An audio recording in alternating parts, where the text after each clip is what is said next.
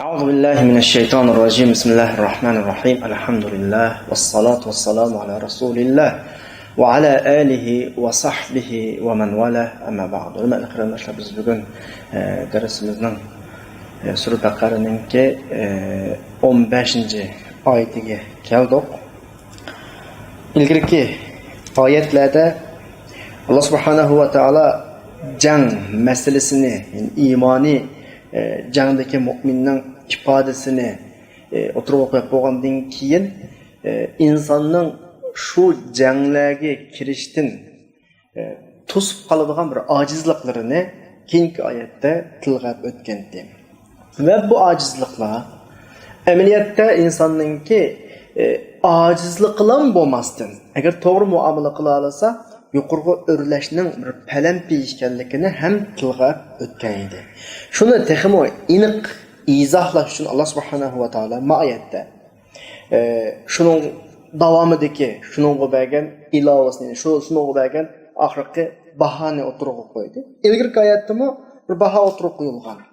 İnsonga ayol, bola va boshqa chorva qatorliq dunyodagi har xil nozu ne'matlar chiroyli ko'rsatildi deb bo'lib, Alloh buningga agar inson buningga dunyo nuqtasi bilan bog'langanida, mushuning keyinga kirib ketganida insonga cho'ng bir ish emas ekanligi, faqat qisqagina dunyodagi azroq mato, huzur, halovat insonning ko'nglini totadigan bir ish ekanligini tilga olib o'tib ketgan.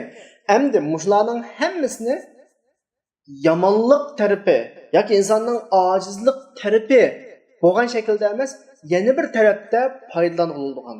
Yana bir tarafga buning ahamiyatining zo'r ekanligini tilga olib, oyatda payg'ambar alayhisolamga xitob qilgan Astag'iz billah, qul a'unabbiukum bi khayrin min zalikum lillazina ittaqaw 'inda rabbihim jannatun tajri min tahtiha al-anharu khalidina fiha wa azwajun mutahharatun wa ridwanun minalloh wallohu basirun bil ibad deyish orqali masalani yaxshi tarafiga o'zgartirib bo'lganligini Alloh subhanahu va taolo oyatda o'tirib qo'yibdi. Endi avval oyatni qisqacha bir tarjima qilib o'tsam, "Dangi Muhammad alayhissalom, sizlarga yuqoridagi narsalardanmi yaxshiroq bir ishni sizlarga deb beraymi? Sizlarga shuning xabarini beraymi? Lillazina taqaw 'inda robbihim" o'zini saqlagan, Allohning g'azabidan o'zini saqlagan, do'zaxdan o'zini saqlagan, ma'siyat bilan o'zining o'tirga tuzoq qo'ygan, yomon ishlar bilan o'zining orasiga parda qo'ygan. Demak, o'zini ketayotgan bu yo'lda sog'lom saqlagan kishilar uchun Robbining qishida shunday bir bog'lar, jannat bo'ladi-ki, buning ostidan o'stanglar oqib turadi. Bu jannatda mangu yashaydi va pokiz juftlari bo'ladi. Eng muhimi Allohning roziligi bu yerda bo'ladi. Alloh bandalarining qilgan ishlarini ko'rib turuvchi. Avval biz oyatning 5-idagi "A'unabbiukum" degan bir so'zga bir izohat deb o'tib ketaylik. Chunki masalaning buyukligini ifodalaydigan so'z bu. Arab tilida dabray, xabar beray, so'zlab beray degan ma'noni ifodalaydi bu. Bundan boshqa bir so'z bor. Ukhbirukum degan shaklda, ya'ni akhbara fildan chiqqan, ma'u anba'a, naba'a fillarni asos qilib yasalgan so'z. İkisining lug'at maqtagan vaqtimizda o'xshash ma'nosi bor. Xabar berish. Ani faqat farqi nima desa, xabara yoki akhbara ni asos qilib turib yasalgan so'zlarda normal ishlar ifodalanadi. Masalan, men sana day aytman falaniya ko'raman, normal ish. Ammo naba'a, anba'a ni asos qilib turib unabbiukum, qul a'unabbiukum degan ma so'zni asos qilgan vaqtida buning ma'nosi bunda o'zgarish paydo qiladigan zo'r hajmlik ishlarning ma'nosini ifodalaydi. Masalan, sura Amminingki 2-oyatidami sura Naba deymiz, ashulamoq buyuk xabar degan ma'noda amma yatasaalun anin naba'il azim, ya'ni naba degan bu xabar degan ma'noda, ammo odatdagi xabar emas, buyuk bir xabar. Ya'ni bu yerda shunda da'vatuduk Alloh masligi buyuk bir masalani deb turadi. Chunki masala u yon yoki bu yon bo'ladi, bu men deb turadigan bu o'lcham orqali. Hayot dunyoda Alloh subhanahu va taolo insondan nurg'un ehtiyojlarni yaratdi. Nurg'un narsalarga bo'lgan qalb moyilligini yaratdi. Intilishni yaratdi. Ayollarni yaxshi ko'radi inson, bolalarni yaxshi ko'radi, döve altın kümüşlerini yaxşı ko'radi, masalan, mol dunyoni yaxshi ko'radi, chorva mollarni yaxshi ko'radi, terilg'i ziroat, terilg'i yerlarni yaxshi ko'radi. Demak, bularning hammasini insonga ehtiyoj qilib yaratdi. Ammo inson mushularga berilib, mushularga qarab qolganida bu mata'ud dunya. Ammo mushulardan foydalanganida, ya'ni keyniga kirib ketmay, o'zining asli maqsadli yo'lidan chetdan chiqib ketmay, Alloh g'azab qiladigan, Allohga osi bo'ladigan taraflar bilan o'zining orasida bir parda saqlagan vaqtida lillazina taqaw, bunda vaqtida inda robbihim, mushu narsalarning qarshiligida bularga Robbining qishida jannat bo'ladi deyapti. Ya'ni bu bir o'lcham ayeti qarindoshlar, bizga dapiryotdi o'lcham. Oldingi oyatda bir qancha insonni tortadigan, yo'ldan chiqaradigan insonning ojizlik nuqtalari, ezish, yo'ldan chiqish ochqishlarini deb bergan bo'lsa, endi shu narsalarni inson Allohdan qo'rqqanida, Allohga osi bo'lishdan qo'rqqanida, Allohning g'azabining bir ifodasi bo'lgan davzaxdan qo'rqqanida shu narsalarni o'ziga yaxshilik tarafiga ishlatalaydiganligi. Bu orqali qiyomatda shu narsalarning qarshiligida jannatga kirishganligini gapiryapti. Yuqorqi ojizliklar dunyodagi insonning ojizliklari bular ma'siyatga vosita bo'lgandan boshqa, agar inson buni to'g'ri muomala qila olsa, yuqorga o'rlaydigan qarang, natijasi agar joyida ish qila olsa, inda robbihim jannat degani yuqorga o'rlaydigan bir palampay qila oladi bular. Ayollardan foydalanib jannatga kira oladi. O'zining oila bolalari vasitasi bilan jannatga kira oladi. Oltin kumushning vasitasi bilan jannatga kira oladi. Yuqorqi tilg'iringan narsalarning hammasi ya insonning zarariga vasita bo'ladi, ya manfaatiga vasita bo'ladi. Ya davzaxga kirishga sabab bo'ladi. Bu vaqtda bular huzuri faqat dunyodagi qisqagina vaqt bilan cheklanib qoladi. Mata'ul hayotud dunya yoki jannatga kirishga sabab bo'ladi. Bu vaqtida bu yuqorqi o'rlashning bir palampi yo'lidir. Bu narsalarni yuqorqi o'rlash palampi qil deyapti oyatda. Masalan, bu nuqtalarga nereden chiqardik buni degan vaqtda oyatga biz qarab baqdik. Oyatda ikki xil insonga beriladigan bir ne'matlar tilga ilinyapti. Birisi astidan o'sanglar aqib turadigan bog'lar, yana birisi azvajun mutahharat. Yani pak cüpler deydi. Bu oldidagi oyatdagi insonni ozdirish, ochqiztiradigan bir qancha ishlarning ikkisining qarshiliqida. Bu yerda nisa ayollar deb bir ifoda bo'lyapti. Bu yerda pak cüpler deb bir ifoda bor. Buning qarshiliqida bu. Sen ashning orqali ya dunyoda qisqagina foydalangandek, huzur olgandek bo'lib, oxiratda do'zax kirsa, ya shu orqali moyaga yetsa. Ondan keyin ostidan o'stangni ayib turadigan bog'lar degani oyatdagi ziroat ifodasini bizga ifodalagan harf, ya'ni terilg'uya, ya'ni ne'mat ifodasi dunyodagi inson intiladigan shu yemak-ichmak ne'matining qarshiligida ostidan o'stangni ayib turadigan bog'lar bo'ladi. Endi inson agar aqlni ishlatsa, shu ikkining qarshiligida ikkisi o'g'achqa biz selishtirib boqaylik. Dunyodagi ayollarni yaxshi ko'rish mumkin. Ammo dunyodagi ayollarda seni nafratlantiradigan, sen yomon ko'radigan ishlar ko'p qilish mumkin. Ya ko'rimsiz bo'lib qoladi, yoki axloqsiz bo'lib qoladi, yoki uningga yiqilishni xohlamaydigan vaqt chiqib, har holda sana bir huzur bag'ishlamaydigan bir holatlar bo'lishi mumkin. Hatto kishi dunyoda ayol kishining tashqi ko'rinishiga aldanib tushib ketishi mumkin. O kin to'y qilib bir o'tirgandan keyin qarasa, nihoyatda burun ko'gindek emas endi. Buning qarshiligida azvojum mutahhara dedi. Oxiratda dunyodagidin masala boshqacha. Ya'ni bu mutahhara bo'lgan jumla. Mutahhara degani nima? Her ayıp nuqsondan xoli, pak. Bunun da tashqi go'zallikmi voyaga yetgan. Va dunyodagi ayollar tepiladigan har qanday ayib kamchilikmi ham buningdan pokizlangan. Chunki bu mutahhara kim pakladi uni? Paklangan degan ma'noda kim pakladi? Allah bakıldiki meyli yaratılış güzellik cihetinden yoki axloq cihetinden. Hatta dünyada en güzel ayolni oldim degan taqdirdami? Bunun güzelliği. Ya 10 yıl ya 15 yıl davamlaşıdı. Ondan keyin şayğı qo'rq tushidi va boshqa tushidi. Ammo qiyomatdagi, jannatdagi bizga berilgan juplar har narsadan bor. Perishdan, satlashib qolishdan, kurimsizlashib qolishdan mangulik. Amaliyotda bu dunyodagi yaxshilikqa nisbatan yuqori darajadagi yaxshilik. Ya'ni Alloh bu yerda selishtiryotdi. Sen ma'ningga oldini dunyodagiga oxiratga qo'ygan. Balki bu ne? Oxiratga o'rnashning bir vositasi qil da'vatidi bu yerda. Bu bir. İkincisi dünyadaki ayette verilgen ikinci nokta aslında östenle aktarılan cennet. Bunu olan dünyadaki terilgi meselelerini yani nimetlerini karşılasak, odunlasak buludu. Yani bunu mu seliştiği vaktimizda? İkisinin bizge süpetlengen ya ki biz bildiğin taraflarına karab baksak, dünyadaki biz erişidiğin nimetler, yani muşunu bayatın ayalını gepet tügüdü o, ama yemek içmek terilgiye degandek bağının karşısındaki. Bunun bir japırı var.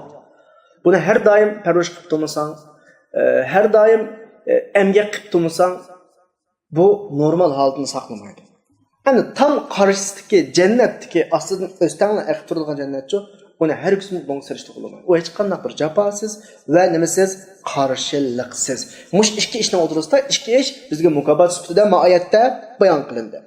Hem de ayetin belki kalanlar yapılan buluş mümkün. İlgirki ayette insanı azdırılgan nesile bir kan ciddi. Ayal, balalar, altın gümüşler ve mal çarvılar, anlakin terilgiler. Ayette şunun karşılıqıda birlidiğen nimet iki iken, yani ikinin karşılıqıda ikisi. Qağalır ne ketdi deydiğen bir sual kelişi mümkün. İlgirki ayette başlanğan nokta ayal, ahirlaşkan nokta harf, terilgi.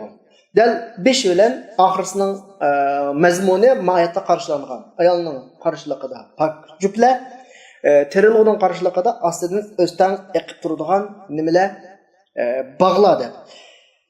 Qağalırçı degan noktaga kelsek, mana narsani tushunishimiz to'g'riliq qarindoshlar. Rizq insonga berilgan rizq ne'mat ikki xil. Birisi bevosita rizq.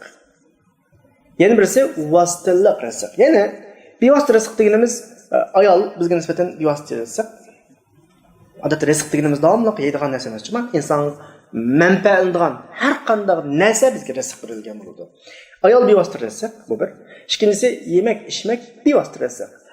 Ondan başqa pul, altın, kümüç ve başqalar mesela çarava desek vasıtılık rizqini onun bilen rizqe erişimiz.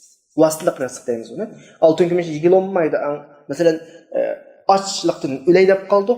Tağdaki altınımız var. Yigil olmaydı bunu. Ülüşümüz mümkünmüş altın bilen. Ama birisi kelip iki burada nanni biz götürmüş tağdaki altın olgan mani tegişime yasatma dese şu açlıktan ülüşünün karşılıqıda biz şunun karşı nanni tağdaki altın elişimiz mümkün.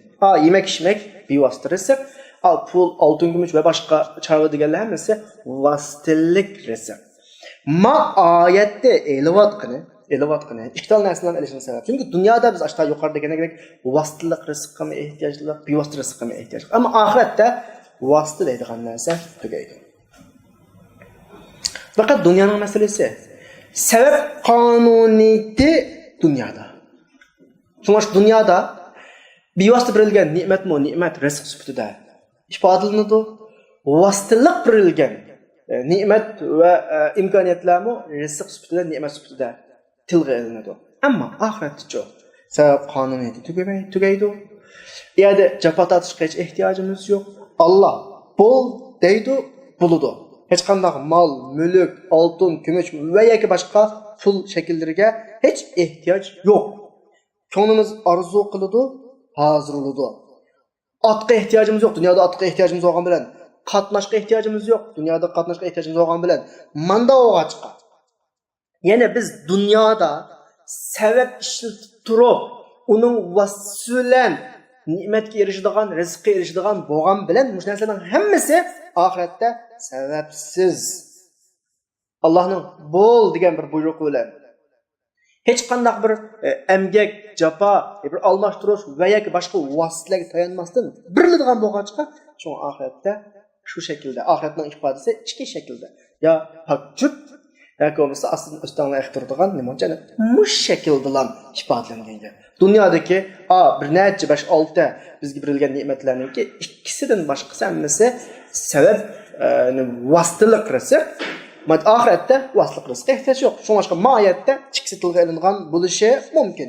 Endi jannatning bizga qilingan tasviri nima qarindoshlar? Mu'min qalbga arzu qiladi. Bir narsa shuna ishtaha qiladi, bir narsani umid qiladi, hozir jannatning sifati bu. Jannatning sifati bu. Ondan keyin kelayli qul unabbiukum sizlarga buyuk bir xabarni beraymi? Dan Muhammad alayhisalomda buyuk xabarning gapi keldi-ya. Bu buyuk xabar nima desa, kimga desa, lillazina taqaw, ya'ni taqvo mu'min bo'lgan. Ittaqav, taqvo bo'lish degani biz darsimizning bosh qismlarida nurg'un tushunib ketdik. Taqvolik asli ma'nosi Allohning azobidan, Allohning jalol buyukligi tarafdan o'zini qanday qilish saqlab qilish. Allohning g'azabidan o'zini qanday saqlab. Allohning g'azabi har xil shaklda ifodalangan bo'lib, ba'zi do'zax, ba'zi o'zab uqubat, mushaning hammasini o'zini qanday qilish saqlab qilish iymon hukmi ifodalanadi. Ya'ni saqlab qilish degan ma'nosi bilan lillazina taqaw o'zini saqlab qolgan Allohning azobidan, Allohning g'azabidan degan ma'no bilan ilgirki oyatdagi ayollar masalasini tilga olaylik. Aslab o'taylik. Balalar masalasi, döv va oltin masalasi, isil ot, charumol, terilg'u yer, mushularning hammasi bir xam ashyolar. Ya bularning keyniga kirib ketib, yo'ldan chiqib, vazifamizni unutib, mata'ul hayotid dunya degan shaklda qisqagina manfaatlarimiz dunyoda yoki mushut sohada tilg'ilingan ayol, bola, oltin, kumush va boshqa ot masalan degandek mushut sohada, mush doirada Allohga osi bo'lishdan qo'rqib muomala qilamiz. Ya'ni bu narsalar Alloh insonga bergan bu ehtiyoj, bu narsalar qo'shbislik yani. Ya mataul hayotid dunya shaklda foydalangan narsalar, dunyoning qisqagina manfaat shaklda foydalangan narsalar yoki allazina taqaw bo'ladigan shaklda foydalangan narsalarki, mushu narsalar orqali Allohdan qo'rqildi, Allohning azobidan qanday qilib qolindi, saqlab qolindi. Mushakaga vaqtda qarindoshlarim bir narsani alohida deb qo'yay. O'zini islomga nisbat beradigan, ya'ni musulmon sifati bilan dinninki dunyoga ahamiyat bermaydiganligini, haqiqiy taqvo odam degan shu namoz o'qib, zakot turib, ibodat qilib o'tiradigan, dunyo ishiga aralashmaydigan, hech qiziqmaydigan, onini tashlaydigan ma shaklda tasvirlangan ifodalardan bak hazir aylash kerak. Din unday emas. Oyatda ayol, bala, nima va boshqa oltin, kumush bir necha narsa tilg'ilinib bo'lib, bunga ikki xil izohat berildi. Alloh tarafidan ikki xil ifoda bilan bizning oldimizga qo'ydi. Birisi mataul hayotid dunya, sifati bu narsalarningki qisqagina dunyo nimasi manfaati, dunyo huzuri yoki dunyo holati deyli. Yana birisi mushu babda, mushu narsalarda allazina taqaw bo'lgan kishilarning buni tutadigan muomalasi. Ya'ni bu narsalar ya hayot dunyoning qisqagina manfaati bo'lish bilan boshqa natijaga kirishimiz bu narsalarda yoki bu narsalarda allazina taqaw o'zini saqlab qolgan, Allohning g'azabidan saqlab qolgan kishilar bo'lish bilan boshqacha foydalanamiz yani. Hergiz din bayatın deganimdek bir qism odamlar tushundigandek faqat dunyoning hech narsaga qiziqmaydigan, dunyo manfaati, dunyodagi Alloh insonga bergan imkoniyatlardan foydalan undan narsa emas. Alloh insonda qanday bir ehtiyojni yaratdi, u Allohning insonga xoligini. Inson undan foydalansa bo'ladi. Lekin bu yerdagi masala shu narsaga berilib ketish Shuni o'zining butun g'oyasi qilish va oxirgi nishoni qilish bilan shu narsalarni vosita qilib turib, shu narsalarni foydalanib turib, shu narsalarni ishlatib turib, texmi yuksalish. Az ilgari men sizlarga deb o'tgan bu narsalarni ya o'zimizga xo'jayinlik qilib, biz bu narsalarga qul bo'lamiz. Ay Alloh, balalar, mol dunyo, isl at, terilg'u degandek dunyodagi noz ne'matlarga qul bo'lamiz. Yoki bularni ishlatib turib, yuqoriga o'rlaydigan palampay qilamiz. Palampay qilingan holatda biz kim bo'lamiz? Allazina taqav bo'lamiz. Ya'ni Allohdan qo'rqqan, Allohning g'azabidan mush narsalardan foydalanishda saqlanib qolgan kishilar bo'lamiz. Kishilar bo'lamiz. Ya'ni mana bir nuqta bu. Yuqoridagi oyatda berilgan nozun ne'matlar kuzida eng buyuk cho'ng ko'ringan inson bilan kuzida jannatni ko'rayotgan, Allohning roziligini ko'rayotgan mu'minning farqi chiqadi bu yerda. Yuqoridagi narsalarni hammadan yaxshi ko'radi, ammo eng buyuk erishadigan narsam shu. Undan ortiq g'oyam yo'q. Men mush doirada yashayman degan inson shu yerdan to'xtaydi. Qisqagina mata'ul hayotid dunyo olib foydalanadi. Ammo ko'zida jannat bor. Allohning jannatini ko'rayotgan, Allohning rizoligini ko'rayotgan inson. Allohning rizoligini ko'rayotgan inson bu narsalar qiziqmaydi bu narsalarga. Bu faqat mush narsalardan vaqtliq foydalanib turib, buyuk bir ko'zdagi cho'ng bir ne'mat, ya'ni jannat, Allohning rizoligi, undan yuqorisi ma ne'matni ko'zlab turib, unda o'rlab mal. Ya'ni bularni palampay qiladi. Bir masalani ham oydinlashtirish uchun bir misol olsam, hayotida bek ko'p pul topib boqmagan bir savdoga o'zining nishonini, ya uning ya 100 ming qiladi bir savdosidan. Shu atrofda pul topgan bo'lsa, savdosini kengaytmaydi, masalan. Taraqqiy qildirmaydi, topdi pul. Chunki uning qallasida bor yo'q pul mushunchilik. Endi bir savdoga hayotida 1 million yoki 1 milliard nishon qilgan bo'lsa, u navbatda tepayotgan ahvoliga faqat ko'nish. Uni texmo yo'g'intib, kengaytib, savdosini yo'g'intib, oxirgi nishonga yetishga uzluksiz tirishadi va navbatdagi ahvoldan atlab o'tib ketadi. Mushuna ularga o'xshaydi. Sizning ko'zingizda oldin qo'yib tilg'anadigan narsalar bo'lsa, sen şu dairede aylanıp kalırsa, şunu için hareket kılırsa, başka şey yok. Eğer senin küzende bunun büyük cennet olsa ve bunun mu büyük Allah'ın rızalığı olsa, bunun mu büyük Allah'ın rızalığı olduğunda da sen manasıyla küzünü gürenmeydi.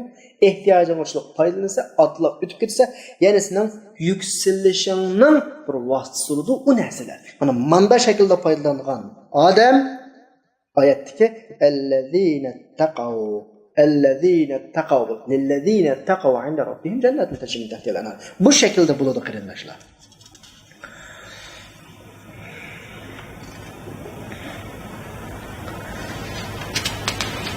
Men gipimning orliqida mana bir gapni qistirib qoldim.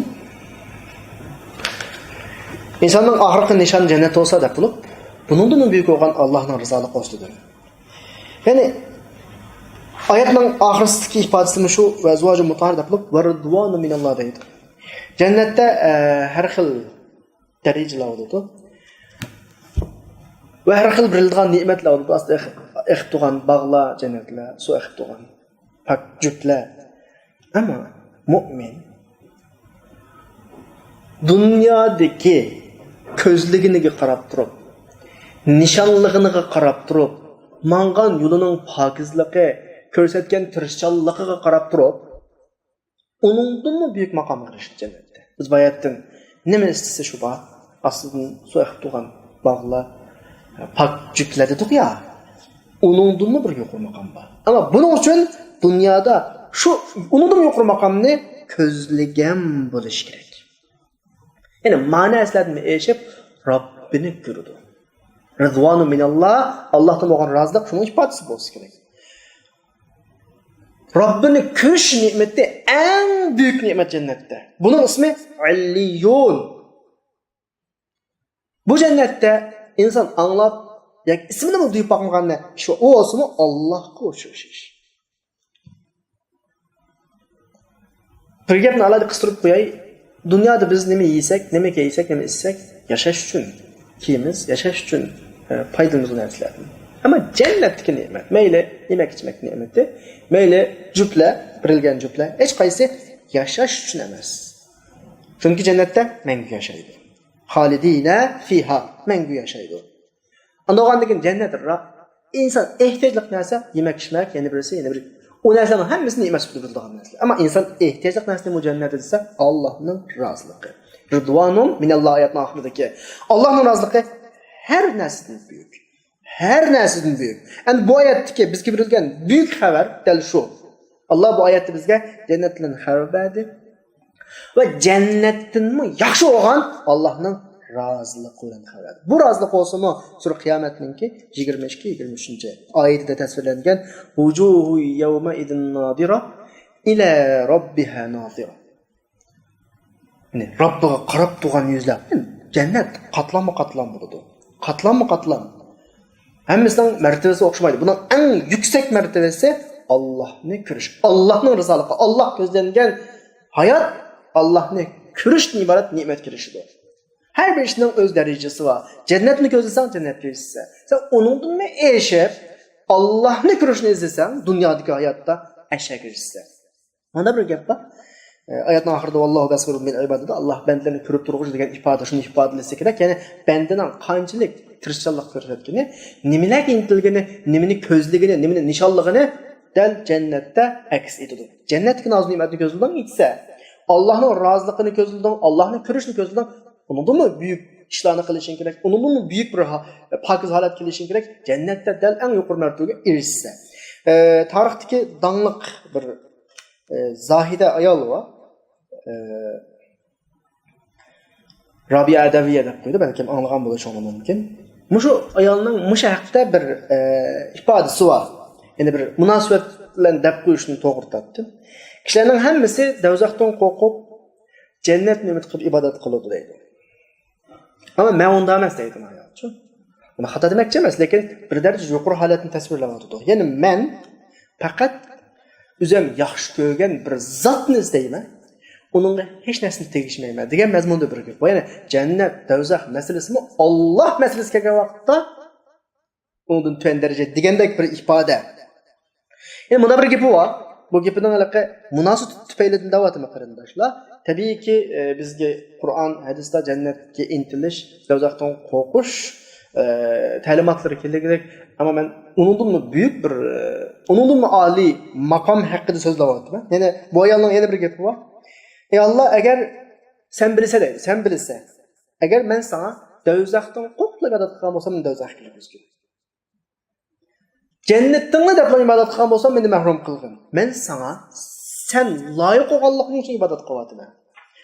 Sen loyiq bo'lganliging uchun ibodat qilyapman degan bir ifodasi bor bu ayolninki. Ya'ni oyatning oxiridagi Allohu vallohu basirun bil ibad degani bandaning dunyoda ibodat qilish, dunyoda yashash jarayonida qilgan har ishi, ko'zlagan har nishoni, olgan har qadami Allohga ayon.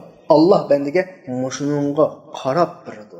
Dunyoda qanchalik darajani ko'zlagan bo'lsang, sen shunchalik darajada ne'mat kirishsa, jannatni ko'zlagan, jannat kirishdan.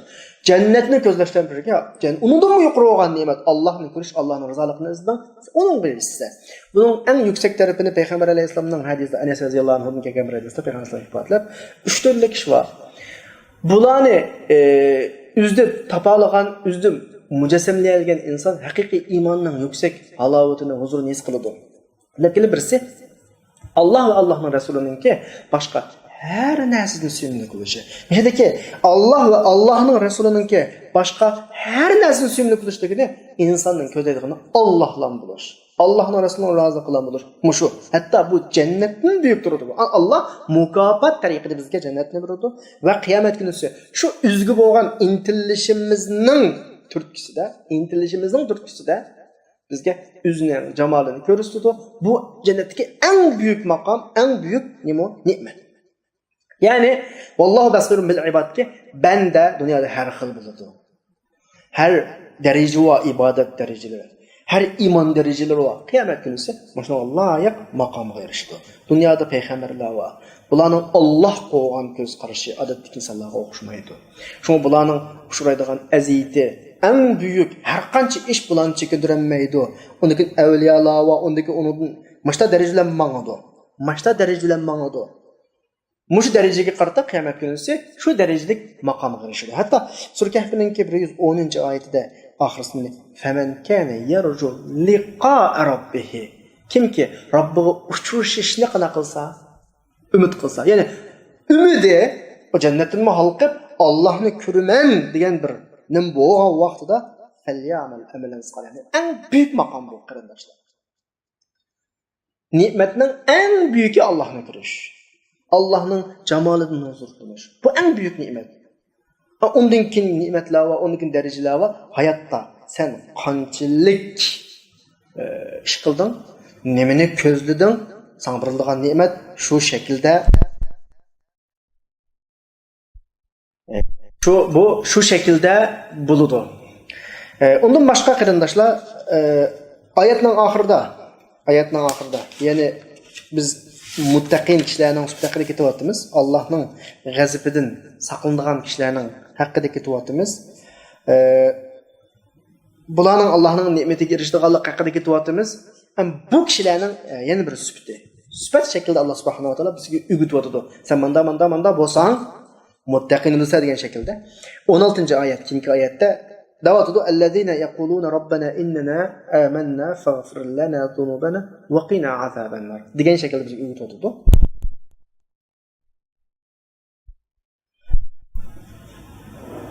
Ya'ni muttaqin bo'lgan inson Allohga yuzlanishi kerak. Allohning ishqidan kirishi kerak. Oyatning sifati bo'yicha. Ya'ni bular deydi, oyatning qisqa tarjimasini qilyapsan. Bular deydi-ki, ey Rabbimiz, biz o'ziga iymon etdik, bizni mag'firat qilsa, gunohlarimizni do'zax azobidan saqlab qolsa. Ya'ni Allohga yuzlanishninki, Alloh ishqidan kiyishning birinchi ochqichi la ilaha illalloh. Ya'ni Allohga iymon etish. Allohga iymon etgandan keyin inson qana qilgan bo'ladi, undan keyin nima desam ado qilaman degan bir holatga kelgan bo'ladi. Men o'zimni hozirladim ta'limotingga. Chunki men sana ishendim. İşenganligimning o'zi mendan bir ishlarni talab qiladi. Uni qil, buni qil deydi. Men shunga hozir. Bu birinchi shart. Ondan keyin inson har qancha bo'lib kelsa, insonlik ojizlik bilan. Farishta emas-ku insonning yaratilishi bilan. Bir insonning ojizlik bilan aşı aytgan iymonning haqqini to'liq bilmaydigan ahvol bo'ldi. Ba'zi bir taqsiratlar bo'ladi, g'aflatlar bo'ladi. Yo'ldan chiqib ketishlar bo'ladi, takabburliklar bo'ladi, havoy havasining keyinga kirib ketishlar bo'ladi. Bu sabablik menga kelib qolgan jinoyat, gunoh, ma'siyatlarni tag'firlana zunubanaki kechirsizlar. Ya'ni bu duo, oyatda bizga o'rgatilgan duo bizga iymonning haqiqatini o'rgatayotgandek qarindoshlar. Iymonning bizning talabini qanaqayotgandek, o'rtaga qo'yayotgandek. Peygamber Sallam hadisde ihsanını tushuntirib, imanning eng yuksak tarafi bu. El-ihsan an ta'budallaha ka'annaka tara fa in lam takun tara fa innahu yarak. İhsan imanning eng yuksak tarafi. Nima o desa, Allohni sen ko'rmasanmi kerakchanlikda. O'sini ko'rib turgan bo'lg'achqa sen ko'rgandek bir holatga kelish. Ya'ni bir narsa yeding. Üstünde Allah ko'rib turibdi. Yeginim halalmi, harommi? Haram ishdan birini qarading. Shu vaqtning o'zida Alloh seni ko'rib turibdi. Senda bir xil hayot tuyg'usi bo'lish kerak. Hayot tuyg'usi. Biz shu darajaga berib ketdikki, endi davoyimizda Alloh bizni ko'rib turadi, Allohning ko'radiganligiga ishonamiz deymiz-yu, amaliyatimizda odatdagi insonlarga muomala qilganchik Allohga muomala qilmaymiz. Oldimizda bir kishi bor. Biz oldimizdagi shu kishining achchig'i keladigan yoki shu kishi xohlamaydigan ishni oldida qilmaymiz. İnsanning hamda Alloh subhanahu va taolo seni ko'rib turadi. Sen Allohni ko'rgandek hissiyat bilan ibodat qilsang, eng yuqori taraf bo'ladi deb bizga xitob qilish orqali bu yerda o'zining kimligini eslatib o'tadi. Bendiga muomala qilganchilik menga muomala qil deyotadi. Ya'ni ben qarama, bendidan ansirab ba'zi ishlarni qilmaymiz, oldida ba'zi gaplarni qilmaymiz, shunda oldimizda bor. Bendining mahrumiyatiga chaqilmaymiz, yo'q. Allah bizni ko'rib turdi degan iymonimiz haqiqiy bo'lib qolsa, bakcha taqdir. Ma oyatda xuddi deyotgandaki, birov seni ko'rib qolganlik uchun uning ochiqni qildigan ishni qilmaysiz-ki. Sen xoliqing seni ko'rib turdi deb e'tiqod qilib turib, uningga osi bo'lishga qanday jur'at qilasan? Degandek ifodalar chiqadi yuqorqi mazmunlardan. Endi oyatdagi mu'minlarning tilidan hikoya qilinayotgan Rabbana biz o'zing iymon etdik, bizning gunohimizni kechirsinlar degani. Bizga shu ifodani berdi-ki, iymonning talabi insonning ojizlik nuqtasi qargan vaqtda zo'r. Bizden mutlaq bir xatoliklar chiqadi. Mutlaq bir yo'ldan chiqishlar chiqadi. Mutlaq bir g'aflatlar chiqadi. Turib inson o'ziga xiyonat qilib, Allohning manhajidan teyib qoladi. Unda o'gandan insondan, mu'mindan talab qilindigani har doim iymon aytish, iymonning talablarini bijandil o'rindash va insonlik ojizlik bilan qilinmagan nuqtalarda Allohdan afv tilash, mag'firat tilash. Bu imanning bizni talab qildigini. Oyatning oxirida Alloh subhanahu va taolo yana shu mu'minlarning tili bilan buni mazmunlar bilan oxirlashtirdi oyatni. Vaqina azabannar. Bizni do'zax azobidan bizni saqlaslar. Ya'ni shuni bilishing kerak. Alloh subhanahu va taolo o'zining kengri mag'firati bilan gunohni kechirishga kepillik qildi. Allah günahımni kechiradi udan qana qilsam, mag'firat talab qilsam. Bunda ekan banda gunoh qilishdan biroz xijil bo'lishi kerak. Istig'for aytishga qana qilish kerak, oldirish kerak. Faghfir lana zunubana, bizning gunohimizni kechirishlar bu ya yo'gash ifodasini ifodalaydi bu yerda. Ya'ni biz gunoh qilgan bo'lsak, gunohimizni qana qilslar, yo'gislar. Yoki kechirim ifodasi bilan keladi. Sura Nuhning 10-oyatidagi Estağfiru robbakum innahu kana g'affara. Parvardigoringlardan mag'firat qilinglar. Parvardigoringlar gunohni qana qilguvchi, kechiruvchi degan ma'noda. Ya'ni bu oyatda Alloh subhanahu va taolo bizga Allohga qanday yuzlanishni o'rgatyapti. Biz iymon aytdik, bir to'xtamga kirdik. Bu to'xtamninki nurg'un talablar bo'ldi. Bu talablarni o'rindaymiz ibodatni degandek eng yuksak tariqimiz Allohni har ishlarimizni bizni ko'rib turgan shaklda o'rinlaymiz. Eng tuvanchaki insonligimiz sababidan bizdan ba'zi nuqtalar qana qiladi, o'tib soladi ba'zi nuqsonlar. Buning uchun kechirim talab qilamiz. Alloh bizni qana qiladi, kechiradi. Ya'ni buning o'zimi Alloh subhanahu va taoloning kim shu kechirimga buyurish orqali bizni kechirim talab qildirib, an gunohimizni kechirim qildirishning o'zimi bir qilishning o'zimi bir rahmat. Ya'ni inson agar kechirim yo'l qo'yilmagan bo'lsa, bir gunohni qildim, kechirim qilinmaydi. Mendalaqi ikkinchi qatim tuzilish ifodasi olmaydi u yerda. Chunki kechirim qilinmaydigan bo'lsa, takror qilma, yana qilma, nima bo'lib qolamamda yo'ldan chiqib ketish mumkin. Ammo tavba ishga echilib Rabbingdan kechirim tilagan, Rabbing kechirdi degan ifoda har doim bizga nimani eslatadi? Qilgan gunohlarimizdan xijillik tuyg'usini eslatadi. Bir ishni qildim. Men tavba talab qildim, tavba qildim. Ya Alloh, gunohimni kechirsa. Shu tavba qilgan vaqtim meni o'tgan gunohimga qarata xijil qilsa, ikkinchi qatim gunoh qilmaslikqa meni shu tavba talab qilishimning o'zi izlaydi. Biz insonning yaratilish, mijoz, psixik holat, umumiy ahvolga qarasak, anikin dinning ta'limotininki insonni kechirim talab qil, gunohini kechirma degan qarasak, bu yerda biz islom dinininki real bir din ekanligini, islomning talablarininki real talablar, bir quruq gap bo'lmasdan, insonning realligiga ko'ngil bo'ladigan bir nuqtalarni his qila olamiz. Ya'ni Alloh bandani o'zi biladi, bandalarning gunoh qilganligini biladi.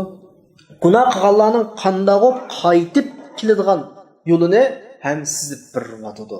Xuddi tisratlik cho'ng yo'lga kirib qolgan odam chiqish yo'li olmay qolib qolsa ketaveradi. Chiqish yo'li olib qolsa xato kirib qolgan yo'ldan azroq mangib keyiniga yenib ola oladi emasmi? Shunga o'xshash gunohning o'zi bir yo'l. Agar buningga qaytish yo'li hech bo'lmaganida davom ketishaydi. Alloh insonning mush ojizligini bilgan bo'lgancha shunga bizga tavba eshiklarini ochib berdi. Istig'for aytdi. Har istig'for aytgan vaqtda, har tavba qilgan vaqtda bir xil vujudi qilgan jinoyatiga qarata titraydi, qalbi azoblanadi, ikkinchidan qilmaslikqa, o'ziga o'zi nimqana va'da beradi. Buning hammasining o'zi bir Allohning mag'firatini akiladi bizga, Allohning rahmatini akilishga sabab bo'ladi. Aniq oxiratdagi vaqina azabannar. Bizni do'zax azobidan saqlab qolishligini, shu banda oldida gunohini mag'firat talab qilish haqida ta'limot berildi emasmi? Allohning mag'firat qilganligi aytilganda emasmi? Endi banda yana u yerdan halqib, ya'ni mag'firat talab qilishdan yo unutib qolgan yoki sal qargan sababdan halqib ketgan bir bosqichda vaqina azabannar dish orqali o't masalasini, do'zax masalasini bandaga aslatib, osh ilgiriki mag'firat talab qilish, tavba qilish taraflarga insonni qanday qiladi? Qaytirdi. Shuningcha oyatning oxirida vaqina azabannar degan mazmun bilan oxirlashtirilgan. Shuning bilan bugungi darsimiz oxirlashdi qarindoshlar. Keyingi soatlik darsimizmi shu taqvo bo'lgan, Allohning g'azabidan, azobidan saqlangan qiyomat kunisi aslida üstüne ehtirdigan cennet girişidigan kişilerning sifati. Ama dersning vaqti uzab ketganligi uchun biz bu kişilerning sifatini as-sabirin va as-sadiqin va al-qanitin va al-munfiqin va al-mustaghfirin bil ashar sifatlarini inshaalloh kelasi darsda so'zlaymiz. Bugun dersimiz muttaqilarningki mushu sifati bilan tugaydi. Va axiru da'vana alhamdulillahi robbil alamin.